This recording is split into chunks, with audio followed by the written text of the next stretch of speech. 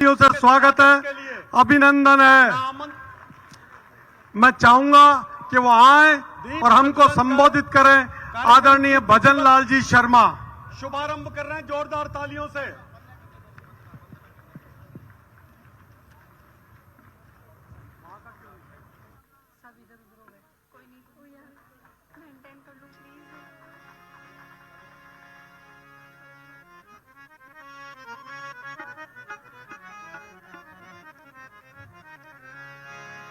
बोलिए भारत माता की, भारत माता की।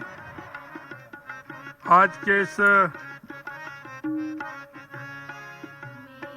विकसित भारत संकल्प यात्रा के और हिंदुस्तान इस समारोह में मेडल जीतने वाले और मंत्री रहे केंद्र सरकार में हमारे जयपुर आदरणीय शहर के सांसद आ गए। जोरदार तालियों से सम्मानीय रामचरण बोहरा जी, मैं हमारी पार्टी के वरिष्ठ नेता मालवीय नगर से विधायक सम्मानीय कालीचरण सराफ जी, शुभारंभ कर रहे हैं जोरदार तालियों हमारे से। पूर्व केंद्रीय मंत्री और जोटवाड़ा से विधायक सम्मानीय राजवर्धन सिंह जी, बगरू के विधायक सम्मानीय कैलाश वर्मा जी, सिविल लाइन से विधायक सम्मानीय गोपाल शर्मा जी, चाकसू से विधायक सम्मानीय राम अवतार बैरवा जी, विराटनगर से विधायक सम्मानीय कुलदीप धनखड़ जी, जम्मा रामगढ़ से विधायक सम्मानीय महेंद्रपाल जी, हवा महल से विधायक सम्मानीय बालमुकुंद आचार्य जी, हमारी जिला प्रमुख रमा देवी जी, हमारी जयपुर ग्रेटर की मेयर सौम्या गुर्जर जी, जयपुर हेरिटेज की मेयर मुनेश गुर्जर जी, हमारे प्रदेश की सचिव मुख्य सचिव उषा शर्मा जी, आईएएस सुरेंद्र सिंह जी, अभय कुमार जी, कलेक्टर साहब प्रकाश राजपुरोहित जी, दीप प्रज्वलन अल्पना कटेजा जी, कुलपति प्राचार्य नीमली सिंह जी, और मंच पर विराजमान हमारे पार्टी के जिला अध्यक्ष सम्मानीय राघव जी, सम्मानीय राजेश जी, सम्मानीय श्याम जी, मंच पर विराजमान सभी पदाधिकारीगण, मेरे सामने बैठे सभी भाई और बहनों, और देश की इस विकसित भारत संकल्प यात्रा में जिनका बहुत बड़ा योगदान है, ऐसी मेरी माता और बहनें, मैं आप सभी को प्रणाम करता हूं।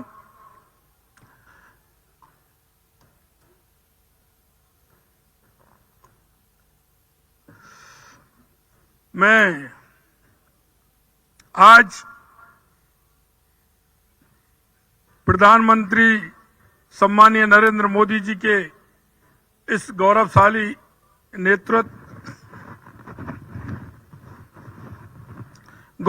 नेतृत्व विकसित भारत का सपना जो हमने सजोया है, हम सब आप मिलकर के इस विकसित भारत संकल्प यात्रा के माध्यम से जन जन की आवाज हम बनेंगे। आपने देखा है कि ये यात्रा एक ऐसी यात्रा है जो माननीय हमारे यशस्वी प्रधानमंत्री जी ने जन कल्याण योजनाओं के माध्यम से गरीब, किसान, मजदूर, युवा, महिला सबके उत्थान के लिए जो योजनाएं देश के अंदर प्रारंभ की हैं, उन योजनाओं की क्रियान्विति, उन योजनाओं को कितनी पहुंची है, उनकी मॉनिटरिंग ठीक प्रकार से करना इस यात्रा के माध्यम से होगा। दूसरा मैं कहना चाहता हूं, देश के यशस्वी प्रधानमंत्री नरेंद्र मोदी जी ने पंडित दीनदयाल उपाध्याय जी के अंत्योदय को लेकर के उस अंतिम व्यक्ति जो अंतिम पायदान पर खड़ा है उसको किस तरह से लाभ मिल सकता है, इसमें यह भी सुनिश्चितता की गई है कि कोई भी पात्र व्यक्ति किसी प्रकार से रह नहीं पाए, क्योंकि यह यात्रा इसके लिए है कि जो पात्र है उसको उसका लाभ मिलना चाहिए। इसके लिए माननीय यशस्वी प्रधानमंत्री जी ने एक प्रदेश का नोडल अधिकारी, एक जिले का नोडल अधिकारी, एक ग्राम पंचायत का नोडल अधिकारी, इन सभी को ये जिम्मेदारी दी है कि इस यात्रा के माध्यम से जिस गरीब के पास हम जाना चाहते हैं उसको जो सरकार की योजनाओं को लाभ मिलना चाहिए उसको लाभ मिला या नहीं मिला, जो उस सूची में है उनको कितना लाभ मिला है, यह भी हमारी जवाबदेही रहेगी कि जो इस सूची में उनको कितना लाभ मिला है, और वंचित हैं उनको लाभ मिलना चाहिए। उस पात्र व्यक्ति को उसमें फॉर्म भी भरेगा और उसका लाभ भी उसे मिलेगा। उसके लिए हमने राजस्थान स्तर पर कल ही हमने एक कमेटी गठित की है। वो कमेटी इस बात के लिए होगी कि उस पात्र व्यक्ति का नाम आने पर उसको उसका लाभ मिला या नहीं मिला, उसका पात्र व्यक्ति का उस सूची में नाम आया नहीं आया, अगर वो नहीं आया तो क्यों नहीं आया, इसकी भी जवाबदेही होगी। मित्रों, मैं कहना चाहता हूं, हमारे यशस्वी प्रधानमंत्री नरेंद्र मोदी जी ने किसान सम्मान निधि हमारे किसान भाइयों को दी है, लेकिन मैं कहना चाहता हूं कि पिछली बार जिस तरह से उन किसानों को जिनको उस सूची में नहीं डाला गया था, उस सूची में वो किसान नहीं आ पाए थे, इस यात्रा के माध्यम से वो किसान भी इस सूची में आते हैं। क्योंकि अगर किसी पिता के 3 पुत्र हैं, अगर पिताजी चले जाते हैं तो उसका नामांकन 3 पुत्रों के नाम खुलता है तो उनका लाभ उन तीनों को मिलता है। राज्य सरकार उनको तुरंत उस सूची में जोड़ करके उनको भी सम्मान दिलाने का काम करेगी।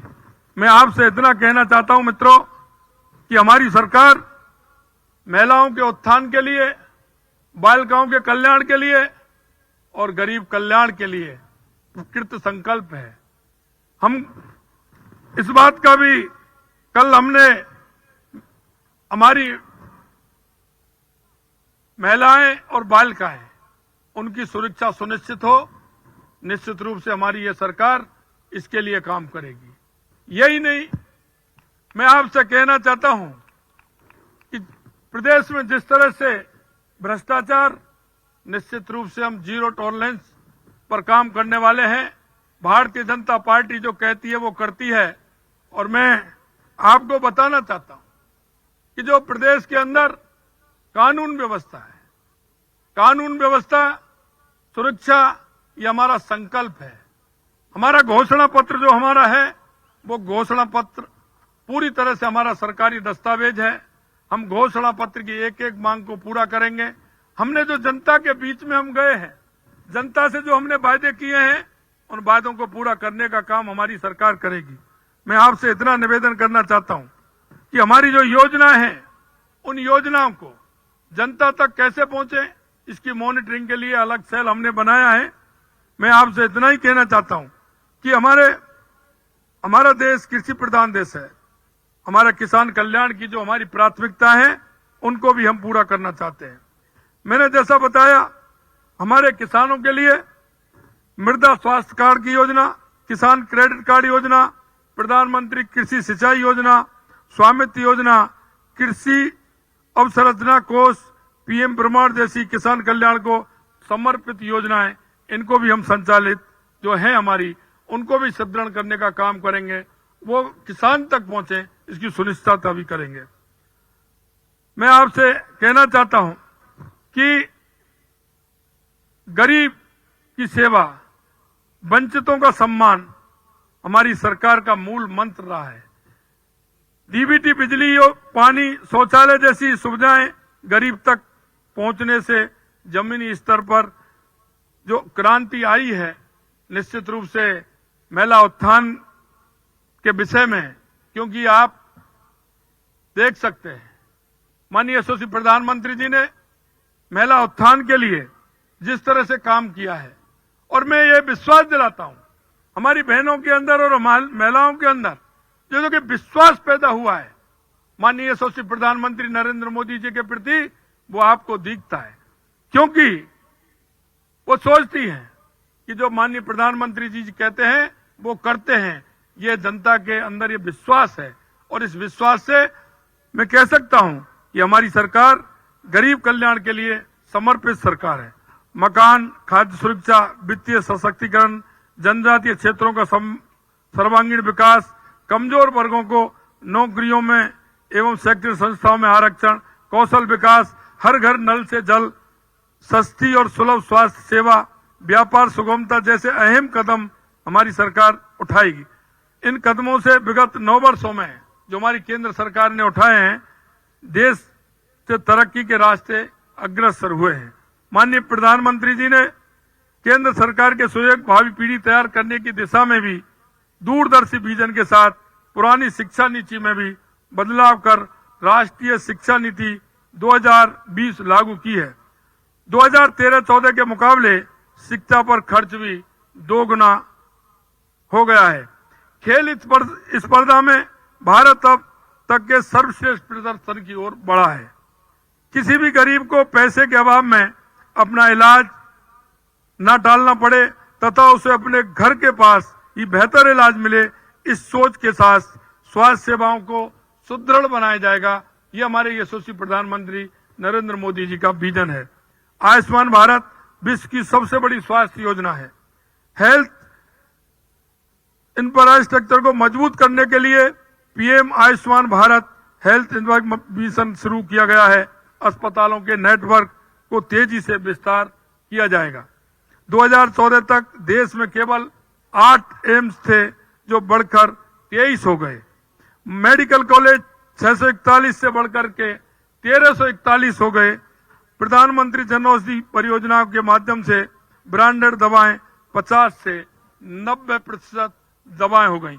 मैं आपसे यही कहना चाहता हूं कि माननीय यशस्वी प्रधानमंत्री नरेंद्र मोदी जी का जो विजन है, उस विजन को हम आगे बढ़ाने का काम करेंगे। माननीय प्रधानमंत्री महोदय की अगुवाई में अंतर्राष्ट्रीय स्तर पर भारत की नई छवि का निर्माण भी हुआ है, जो हमें गर्व और गौरव की अनुभूति भी कराता है।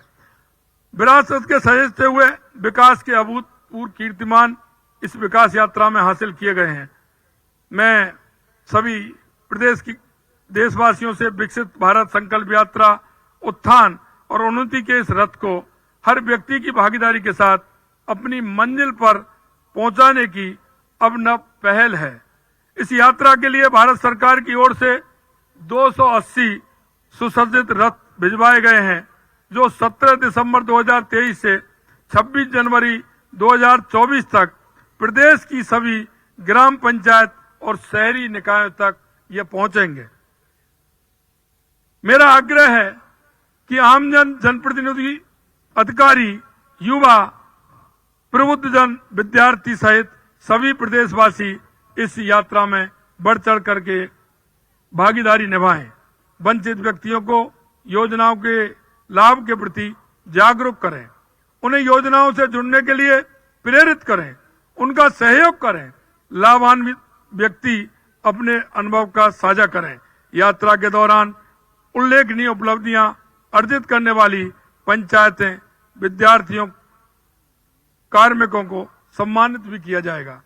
हम सब के विकास की यात्रा है। आओ हम सब मिलकर इस सफल बनाएं, विकसित भारत का संकल्प पूर्ण करने की दिशा में मिलकर कदम उठाएं और इस विकसित संकल्प यात्रा को सफल बनाने का काम करें। मैं आपसे इतना ही कहना चाहता हूं कि हमारे सभी जनप्रतिनिधि, हमारे सभी अधिकारीगण, क्योंकि मैं मित्रों एक बात आपसे निवेदन करना चाहता हूं। हमें कभी कभी हमें बात बड़ी बड़ी करते हैं, लेकिन मैं आपसे निवेदन करना चाहता हूं, मैं जनप्रतिनिधियों से भी निवेदन करना चाहता हूं, मैं हमारे अधिकारी, कर्मचारी सभी से मैं निवेदन करना चाहता हूं, क्योंकि कहावत है कि मुर्गी के लिए तकुआ का घाव बहुत होता है। हम उस अंतिम व्यक्ति तक पहुंचते हैं, वो हमारा इंतजार कर रहा है, वो उस अंतिम पंक्ति में खड़ा है, उसको जो लाभ उसको मिल सकता है वो उसके लिए बहुत बड़ा होता है। हम इस पुण्य कार्य में सभी भागीदारी बने।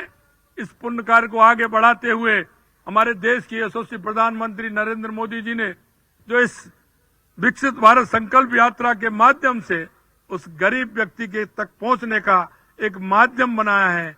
और मैं आप सभी से कहना चाहता हूं, हम उसके एक भाग बन करके एक एक उस व्यक्ति के पास जाना है, उसको जो लाभ से वंचित है उसको लाभ दिलाना है।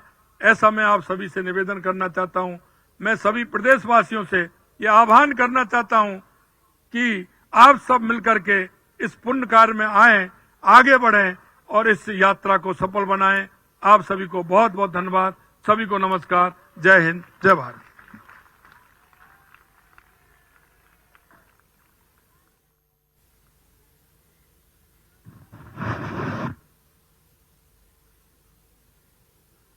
बोल गिरिराज महाराज की, बोल बांके बिहारी लाल की। भजन लाल जी भाई साहब, आपने विकसित भारत संकल्प यात्रा और दृढ़ संकल्पित हैं, इसमें कोई कोताही बर्दाश्त नहीं करी जाएगी। और विकसित भारत यात्रा के तहत जो लाभ मिलना चाहिए उसके लिए हम प्रयास करके और सब तक लाभ पहुंचाएंगे। आपने हमारा मार्गदर्शन किया, संबोधन किया, उसके लिए हृदय से आभार। अब हमारे बीच में विकसित भारत संकल्प यात्रा में माननीय प्रधानमंत्री जी जुड़ चुके हैं। दिल्ली से कार्यक्रम लाइव हो गया है। जैसे ही ये कार्यक्रम लाइव होता है, लेकिन मैं चाहूंगा, लाइव हो चुका है तो आप जोरदार तालियों से इस लाइव प्रोग्राम का आनंद लें। और आप सबसे करबद्ध प्रार्थना है कि जब तक प्रधानमंत्री जी का कार्यक्रम चले हम अपने स्थान पर यथावत बैठे रहें। प्रधानमंत्री जी हमारे लिए ही ये सब कुछ कर रहे हैं। बहुत बहुत धन्यवाद।